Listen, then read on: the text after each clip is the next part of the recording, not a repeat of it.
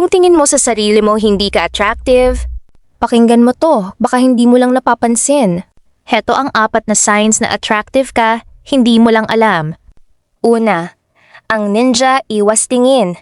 Madalas mong mahuli na may mga taong nakatitig sa'yo, tapos pag napalingon ka, biglang iiwas, titingala sa kisame o magpapanggap na may ginagawa. Hindi ka weird tingnan, na caught off guard lang sila habang secretly nag-a-admire. Tapos nahiya nung nahuli mo. Pangalawa, ang sold out assumption. Laging may reaksyon na, hala, single ka?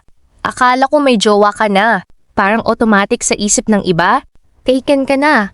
Kaya nagugulat sila kapag nalaman nilang hindi pa. Pangatlo, ang silent appreciation ng paligid. Madalas bihira kang makatanggap ng direct compliments.